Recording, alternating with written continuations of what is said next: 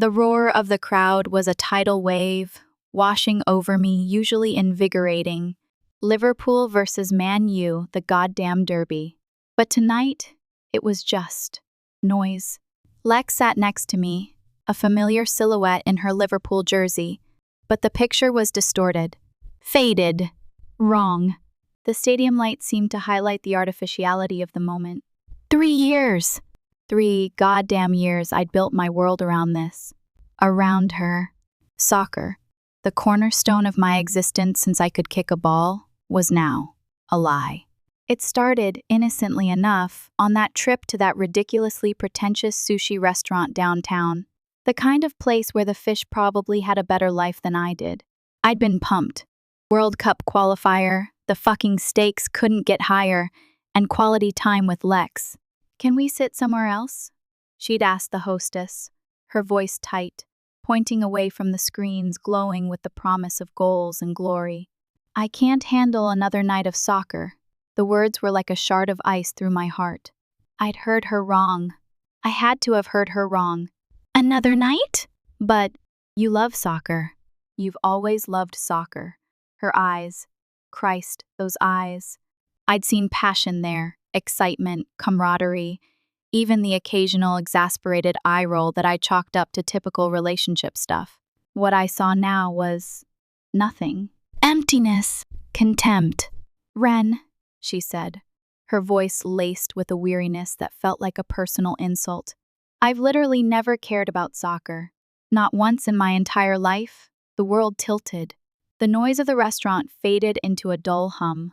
My chopsticks slipped from my numb fingers, clattering against the lacquered table. "What? What do you mean? The Liverpool jersey? When we met? The player stats? The matches we've watched together?"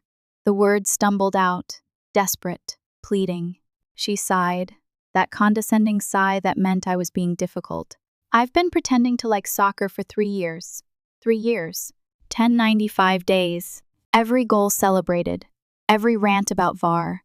Every scarf draped lovingly around her neck. A fabrication. But why?" The question was a strangled whisper. "Zoe coached me," she said, casually popping a piece of seaweed into her mouth, as if she was talking about the fucking weather. "She thought you were hot, but knew you only dated soccer fans. So, she gave me a crash course. Player names, basic rules, enough to fool you. Zoe. My friend Zoe. Lex's best friend. The same Zoe who'd been at our engagement party, who seemed genuinely into the game when she watched with us. Another lie. Another betrayal. So, everything? All of it was just..." Lex cut me off, impatience etched on her perfect features. "I thought you'd grow out of it, okay? Most guys have phases. Car phases. Guitar phases. I figured the soccer obsession would fade, and you'd start focusing on, actual grown-up priorities." That stung. Like being sucker punched when I was already on the ground. Like what? Like career advancement, financial stability, a house that doesn't look like a teenage boy's bedroom. Double punch. But she wasn't done. Not even close. "In Dubai," she continued, twirling her chopsticks, "I realized something. Life's too short to pretend, and I want a man who wants more from life than watching sweaty guys kick a ball around a field."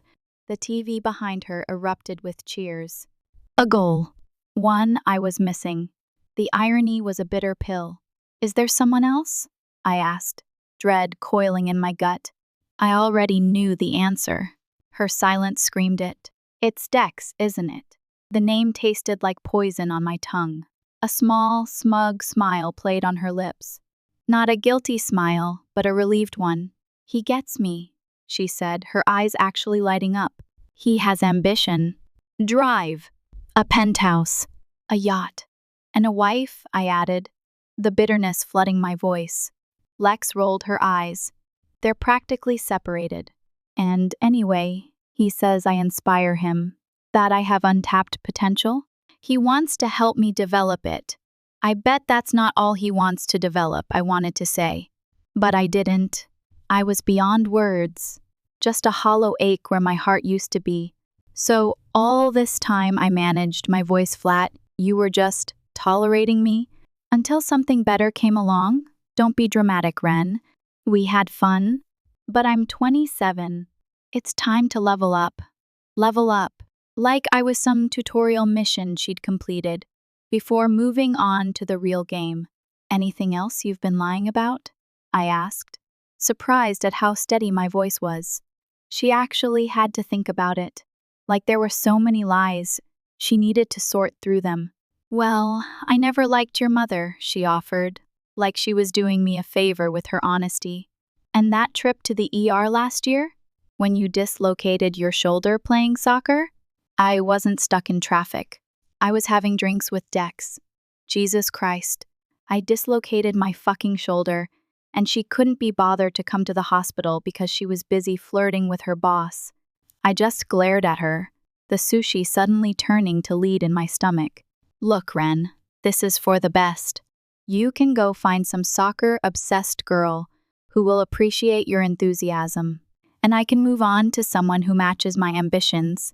That's when the final sickening piece of the puzzle clicked into place. Is that why you pushed me to stay at my dead-end job? Why you always discouraged me from applying to better positions? So I'd stay exactly where I was while you leveled up? Her expression told me everything. You're comfortable where you are, she said dismissively. Not everyone needs to climb the corporate ladder. The audacity. She'd actively sabotaged my career to make herself feel better about cheating on me. I think we're done here, I said, throwing some cash on the table for my half of the bill. I wasn't about to pay for her overpriced sushi after this confession.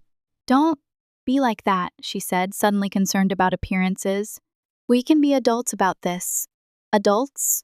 You've been lying to me for 3 years, cheating on me, and apparently sabotaging my career. Which part of that is adult behavior? She glanced around, noticing people at nearby tables starting to stare. You're making a scene. I'm making a scene? That's rich. Coming from someone who's been putting on a one-woman show for 3 years. I stood up, surprisingly steady considering how much sake I'd down to cope with this nightmare conversation. Enjoy your life with Dex, I said, my voice dripping with sarcasm. Hope his wife doesn't mind too much. I walked out, ignoring her calling my name. My phone was already blowing up with texts from our mutual friends, all suddenly concerned about my reaction to the news. When I got home that night, she'd already cleared out half her stuff. There was a note on the fridge saying she'd be back for the rest later, and that she hoped we could remain friends. Friends. After this shit show? The absolute delusion. But what really got me, the thing that pushed me over the edge, was the empty space on the wall where the signed Mbappe jersey used to hang. The one she'd given me for our anniversary. The one that cost me 3 months' salary. The one she apparently never gave a shit about, except for its monetary value. I turned on the match highlights, but I couldn't remember a single thing that had happened in the game. I'd just watched at the restaurant. My brain was too busy replaying the last 3 years, looking for signs I'd missed. How could I have been so blind? For 2 days, I was a ghost. I went through the motions, work, eating, sleeping, but I wasn't really there. The world was muted, drained of color. Every time I closed my eyes, I saw Lex's face, that smug, satisfied smile. Then it hit me. I'd spent 3 years with someone who was fundamentally disgusted by my passion, someone who saw my excitement as childish, someone who was just waiting for a better offer. And now she was living it up with Dex the Wonder exec, probably laughing about how she'd fooled the soccer idiot for years. Something snapped. Not in a, I'm going to go full John Wick way. More like a screw this, it's time for a montage moment. First thing I did was clean my apartment. Scrubbed every surface, washed every dish, threw out anything that reminded me of her. The air felt lighter, cleaner somehow. Then I hit the gym. Not because I wanted to get jacked to impress Lex, fuck that, but because I needed somewhere to direct my rage that wouldn't result in property damage or restraining orders. First day back was brutal. I hadn't worked out properly in months and nearly puked after 10 minutes on the treadmill. But it felt good. Good to sweat, to push myself, to focus on something physical, instead of replaying her betrayal in my head for the millionth time. The next big step was work. See, I'd been coasting at my software dev job for years. It wasn't bad, decent pay. Okay, benefits, easy workload, but I wasn't growing. I was stagnant, complacent. Turns out, I'd been sitting on a job offer from our competitor for weeks. Better pay, better position, chance to work on projects I actually cared about. I'd been hesitating because Lex said changing jobs would be destabilizing for our future plans. Our future plans? Hilarious in retrospect. I called my boss the next morning. Hey Vince, that position's still open at Nexus Tech? There was a pause. Yeah, but I thought you weren't interested. Changed my mind, I said, the words feeling foreign and exhilarating at the same time. I'll take it. Just like that. What about what you said about stability? That was someone else talking through me, I said, the lie surprisingly easy. I want the job. 2 weeks later, I was starting fresh at a company that actually valued innovation. My salary jumped by 30%, and I had actual responsibility instead of just debugging other people's code all day. Then came the apartment situation. Turns out, our lease was almost up anyway. Instead of renewing, I found this sleek high-rise downtown, floor-to-ceiling windows, walking distance to the stadium. It cost more, but with my new salary, I could swing it. The new place had zero memories of Lex. No arguments about soccer posters being immature. No compromising on the aesthetic. I decorated it exactly how I wanted. Framed vintage jerseys on the walls, proper display cases for my collectibles, and a massive TV perfectly positioned for match viewing. The new job came with a signing bonus that made my eyes water. After putting most of it away like a responsible adult, something Lex never thought I could be, I treated myself to the car I'd always wanted, a matte black Audi RS7. Not quite Dex's Maserati, but unlike his, mine wasn't compensating for a failing marriage and a midlife crisis. That car, man. First time I got behind the wheel, windows down, system blasting, I actually felt, okay. Okay! Not great yet, but okay. Like maybe my life wasn't over just because some manipulative woman had decided I wasn't part of her level up plan. The funny thing about making positive changes is that they start to compound. I was sleeping better because of the gym. Sleeping better meant more energy for work. Doing well at work boosted my confidence. Higher confidence made me more social. It wasn't an overnight transformation. I still had nights where I'd stare at the ceiling, wondering how I could have been so blind. But slowly, things improved. 6 months flew by. The new job was crushing it. I'd already been promoted to team lead. New apartment had become home. New car turned heads. I'd even started dating casually. Nothing serious, just enjoying the company of women who were upfront about who they were and what they wanted. I'd also reconnected with my actual friends. Guys from my rec soccer league who'd always been cool, but I'd neglected because Lex thought they were not ambitious enough. Translation: they didn't have rich bosses she could upgrade to. The funny thing about success is that it travels fast, especially in the social media age. I wasn't posting much, just occasional updates. The view from my apartment, a selfie at the stadium and the premium seats my new salary could afford, the car with the caption "New Beginnings." Nothing directly aimed at Lex or her crowd, but enough to show I wasn't curled up in a ball, crying. Then came a text from Zoe. Wow, someone's doing well. Coffee sometime? Would love to catch up. Interesting timing, Zoe.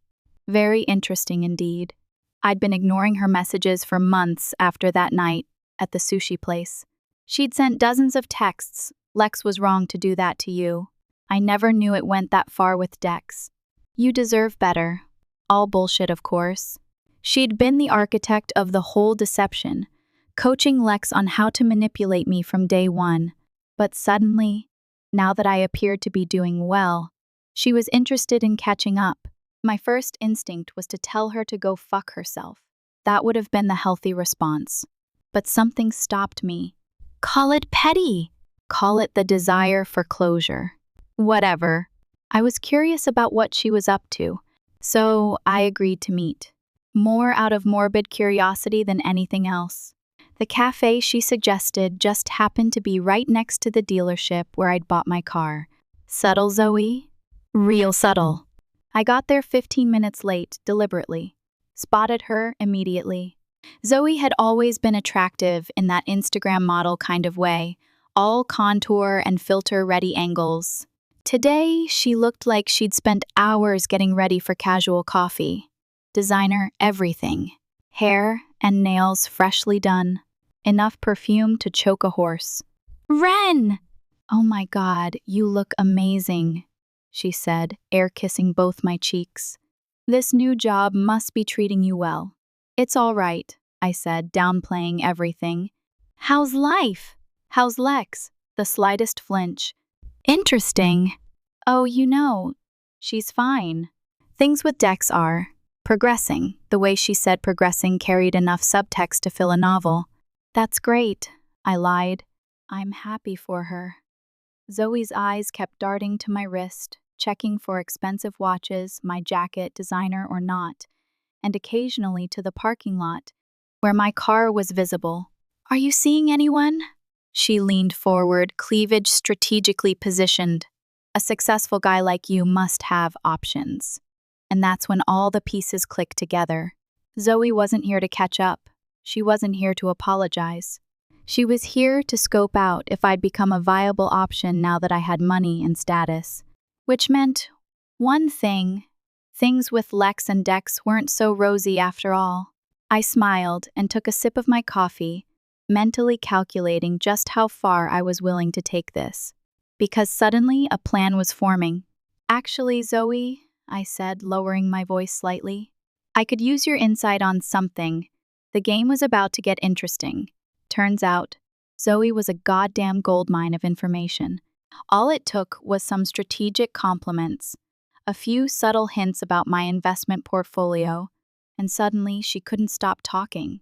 Like, seriously couldn't stop. It was almost too easy. Between us, she whispered over her third free latte. I was keeping count. Things aren't great with Lex and Dex. No? I asked, trying to sound surprised while mentally high-fiving myself. I'd suspected as much, but hearing it confirmed was chef's kiss. Zoe leaned in so close, I could count her individual eyelash extensions. The wife won't divorce him. Something about a prenup that would leave him basically broke. So, he's stringing Lex along with promises. That must be hard for her, I said, practicing what I call my concerned but not too concerned face. Years of watching soccer refs make bad calls had prepared me well for faking appropriate reactions. She's managing, Zoe smirked, her smile having this predatory edge that reminded me of a shark circling chum. But honestly, I told her she jumped ship too soon. I raised an eyebrow. What do you mean? Well, look at you now, she gestured vaguely at my entire existence, the designer watch. I'd treated myself to the apartment, the car. That's when I really understood. These women weren't just gold diggers, they were bad investors. Selling low, trying to buy high. They'd developed this whole system, with Zoe as the scout and Lex as the closer. Zoe would find potential targets, help Lex set the hook, then they'd both enjoy the benefits of Lex's relationships until something better came along. And then, of course, they'd just move on to the next sucker. You know what's funny, Zoe? I swirled my coffee. I always thought you were the smarter one between you two. Her eyes lit up like I'd just handed her a winning lottery ticket. Flattery. It's like catnip for narcissists. I mean, you saw potential in me before she did, right? You were the one who coached her about soccer to help her land me. Zoe practically preened. I've always been good at spotting opportunities. That's exactly what I need right now, I said, lowering my voice conspiratorially. Someone with your insight. So began what I can only describe as the weirdest reconnaissance operation of all time. Over the next few weeks, Zoe and I developed a friendship. Coffee dates became dinner dates. Dinner dates became drinks at my place. I was careful, always friendly, never crossing lines, but dropping enough hints to keep her interested. Every time we met, I'd leave some evidence of my success visible, investment paperwork accidentally left on the coffee table, browser tabs showing luxury vacation destinations, a brochure for a yacht club. All props in an elaborate game of deception that honestly made me feel gross, but also, I don't know, vindicated. And boy, did Zoe deliver the goods. First, I learned that Lex had moved into Dex's penthouse, but was relegated to the guest room whenever his wife made surprise visits, which was increasingly often. Apparently, Miss S. Dex, Tanya, the first learned, wasn't as clueless as everyone thought. She'd hired a private investigator months ago and was building a case to void their prenup on grounds of infidelity. It's so humiliating for Lex, Zoe confided, clearly enjoying her friend's misfortune a little too much. She has to hide in the guest room like some dirty secret while Tanya makes a show of checking the master bathroom for forgotten items. Once, she had to hide in a closet for 2 hours. Also, Dex had promised Lex a director position at the company, but it kept mysteriously being delayed. First, it was next quarter, then after the board meeting, then once the restructuring settles. Meanwhile, she'd already told everyone in her social circle about her big promotion. She'd even ordered new business cards that she couldn't use. She's getting desperate, Zoe smirked. Maxed out 3 credit cards trying to keep up with Dex's lifestyle. Designer clothes, fancy restaurants, weekend trips, and the penthouse doesn't come cheap. He makes her pay her share of expenses. That didn't surprise me. Lex had always been image-obsessed, even when we were together. What did surprise me was learning she'd borrowed money from Zoe to cover last month's expenses. She promised to pay me back after her promotion, Zoe said, rolling her eyes. I'm starting to think that's never happening. But the most valuable intel came when Zoe let slip about the event. Dex was hosting. He's hosting this huge charity gala next month, she said, sounding almost breathless. Sounds fancy, I said, pretending to be only mildly interested. It's the social event of the season, Zoe emphasized. Dex is finally going to introduce Lex as his partner, professionally and personally. He's even telling his wife they're separating right before the gala. Sounds like a big deal, I said. It's her moment, Zoe confirmed. She's been planning for weeks, bought a dress that cost more than my rent. This is her official entry into the world she's always wanted. I nodded thoughtfully. I'm happy for her. Are you, though? Zoe asked, her eyes narrowed. After everything she did? I shrugged, going for nonchalant. Water under the bridge. We all move on, right? Zoe studied me for a moment, then tilted her head. You know, I could probably get you an invitation. As my +1. Bingo. Exactly what I'd been angling for. Wouldn't that be awkward? I asked, already knowing I'd accept. Please, Zoe waved dismissively. It would show how mature you are, how you've moved on to bigger and better things. She knocked so subtly glanced around my apartment, lingering on the 75-inch OLED TV and the framed vintage jersey that had cost me a small fortune. Besides, wouldn't it be satisfying to let her see exactly what she gave up? I pretended to consider it. I don't know. Trust me, Zoe said, touching my arm with perfectly manicured nails. It would be the perfect closure for both of you. Closure right. That's totally what I was after. All right, I finally agreed. But I'm not dressing up as a footballer or anything. Those days are behind me. Zoe laughed like I'd said the funniest thing ever. Oh, Ren, you're so much more than soccer now. If only she knew how right she was. I called my soccer buddy Kai, who worked at Lex's company, and asked if he could access company servers. He was hesitant. When I explained I needed Lex's messages with Zoe, He flat out refused. "Dude, that's technically illegal," he said, his voice tight. I admitted it was, but explained they'd manipulated me for years, and we trying again told him my whole revenge plan, fake friendship with Zoe, intel gathering, gala setup. Kai thought it was elaborate and questioned if it was worth it. "Maybe just move on," he said, trying to sound like he knew what he was talking about. "I tried," I said, the frustration bubbling in my chest. But Zoe came back, hoping to use me again. "They need consequences." He reluctantly agreed to help, but warned, "After this, we're done. Clean break. This revenge shit isn't good for you." I promised this would be the end.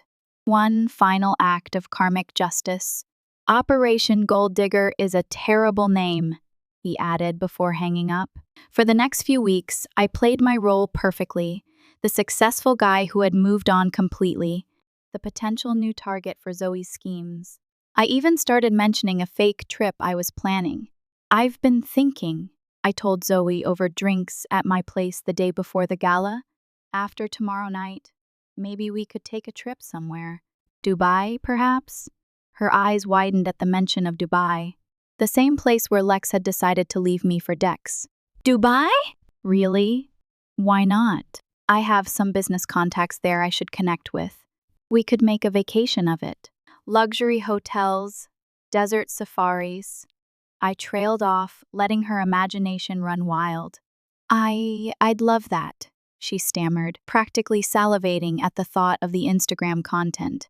"Great," I smiled, feeling a flicker of something that might have been guilt, but I quickly suppressed it.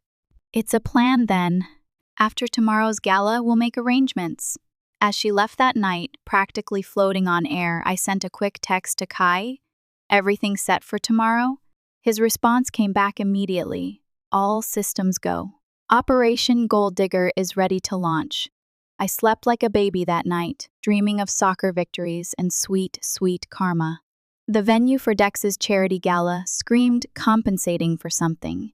The kind of place where the bathroom attendant judges your watch while handing you a towel. I arrived fashionably late with Zoe on my arm. She'd gone full Hollywood, wearing a dress that probably required its own insurance policy. I kept it simple, tailored black suit, crisp white shirt, the fake but convincing watch, and one secret accessory hidden in my jacket pocket, ready to be deployed. "You look incredible," I said to Zoe, the lie rolling off my tongue like it was coated in Teflon. "After you," I smiled as we approached the entry. The moment we entered, I felt eyes turning. Zoe was well known in this circle, but me? I was the plot twist no one saw coming. It took approximately 3.7 seconds for Lex to spot us. She was across the room, clinging to Dex, a silver-haired dude trying way too hard to look younger than his 50-plus years. The look on her face was worth every second of planning. Pure shock, followed by confusion, followed by something that looked suspiciously like regret. We glided across the room, stopping to chat with people Zoe knew. She introduced me as her special friend while dropping hints about my incredible success and exclusive investment opportunities. By the time we reached Lex and Dex, half the room was whispering about me. "Lex!" "Dex." Zoe air kissed both of them. "You remember Ren, of course." Lex looked like she'd seen a ghost. A very well-dressed, suddenly successful ghost. "Ren," she managed, her voice tight. "I didn't expect to see you here." "Zoe was kind enough to invite me," I smiled, extending my hand to Dex. "And I've heard so much about you, Dex. Your reputation precedes you." Dex gave me the once-over, clearly trying to determine if I was a threat or an opportunity. "All good things, I hope?" "Oh, absolutely," I lied. "Lex speaks very highly of your mentorship." Lex shot me a warning look, which I pretended not to notice. "So, Dex?" I asked, turning my attention back to the executive. "What line of work are you in these days?" Perfect opening. I launched into my prepared spiel about software development, consulting, and selective investments, dropping just enough legitimate industry terms to sound credible while being vague enough that nothing could be fact-checked on the spot. "Actually," I added, pausing for dramatic effect. I just closed a deal with Zetec last week. Zetec being the biggest competitor to Dex's company, a fact not lost on him, judging by his suddenly tight smile. Impressive, he muttered. If you'll excuse us, I need to make some introductions for Lex. As they walked away, I heard Lex's hiss. You didn't tell me he was coming. I didn't know, Zoe whispered back, her face paling. Throughout the evening, I worked the room like I was born to it, had meaningful conversations with actual important people, made Zoe feel like the belle of the ball, and, most importantly, positioned myself near the stage where Dex would later make his big announcement. Around 10 p.m., Dex clinked his glass for attention. The room hushed as he took the microphone. Thank you all for coming tonight. This event isn't just about raising money for charity, though we've raised an incredible amount. It's also about new beginnings. Polite applause rippled through the crowd. I'd like to take this opportunity to introduce someone very special. That was my cue. I slipped away from Zoe with a whispered bathroom excuse and positioned myself near the AV control booth, where Kai had given me access earlier. As Dex continued his speech and called Lex to join him on stage, I pressed a button on my phone. The giant screen that was supposed to show the charity's logo suddenly switched to a different display, a grid of text messages. Very specific text messages. From Lex to Zoe. From Lex to Zoe, God, I can't wait to ditch this soccer loser once Dex leaves his wife. From Zoe to Lex, just keep pretending for a few more months. Once you're with Dex, you can hook me up with one of his rich friends. From Lex to Zoe, the idiot actually thinks I care about Liverpool as if, just need him to cover rent until Dex makes his move. From Zoe to Lex, his apartment is so sad. All those soccer posters. Like dating a teenager. On and on they went. 3 years of mockery, scheming, and gold digging, all meticulously curated for maximum impact. Conversations about upgrading from me to Dex, discussions of Dex's wife and how to deal with her, detailed plans about leveraging connections once Lex made it, and then the coup de grace conversations from the past month. From Zoe to Lex, oh my God, he's loaded now. New job, amazing apartment, Audi. From Lex to Zoe, are you serious? After I left him? That's so unfair. From Zoe to Lex, I'm getting close to him. Will report back. From Lex to Zoe, don't you dare try to steal him now that he's rich. From Zoe to Lex, why not? You dropped him. Besides, he's taking me to Dubai next week. From Lex to Zoe, you bitch. After everything I told you about Dubai with Dex, the gasps in the room were audible. Lex stood frozen on stage, mouth open in horror. Dex looked confused, then furious, as he spotted his wife's name mentioned in several messages. Speaking of his wife, an elegant woman in the front row was now standing, face twisted with rage. Zoe was frantically looking for me, then staring at the screen, comprehension dawning in her eyes. I stood at the back, watching it all unfold. The beauty of my plan? I didn't have to say a word. They'd done all the work themselves. All those messages were real. Kai had just helped me access them from the company servers, where they'd been sending them during work hours for years. Chaos erupted. Dex's wife stormed the stage. Lex tried to flee but tripped on her expensive dress. Zoe attempted to explain herself to anyone who would listen, which was no one. I slipped out quietly during the mayhem, pausing only to hand the valet the rental watch with a generous tip. Rough night? He asked, eyeing the commotion inside. Actually, I smiled, feeling a genuine lightness I hadn't felt in years. Best night I've had in years. The aftermath was spectacular. Dex's wife filed for divorce the next day. Turns out, she'd suspected for years but needed proof. With the prenup voided by his infidelity conveniently captured in those messages, she took him for everything. Lex was fired, obviously. Her reputation in the industry was destroyed. Last I heard, she moved back to her hometown to work at her dad's insurance company. Zoe tried calling me 47 times that night. I blocked her number on the 48th attempt. She later sent a handwritten apology letter that I used to start my barbecue. As for me, I kept the job, the apartment, and the car. I started dating a woman who genuinely loves soccer. We met at a Charity 5-a-side tournament where I accidentally kicked the ball into her coffee. Turns out she was there scouting players for the youth team she coaches. She can name Liverpool's entire starting 11 from the 2005 Champions League final and gets more fired up about controversial VAR calls than I do. It's different dating someone authentic. Mia doesn't pretend to like things to impress me. She'll straight up tell me when my match analyses are boring or when I'm being dramatic about a referee decision. We watch games together every weekend, and she's teaching me proper techniques since apparently I've been doing corner kicks wrong my whole life. The moral of the story? Don't pretend to love something you hate just to land someone. Don't ditch people right before their stock rises. And most importantly, don't mess with a guy who understands that soccer, like revenge, is all about patience, strategy, and knowing exactly when to strike. Game over, ladies. Game over?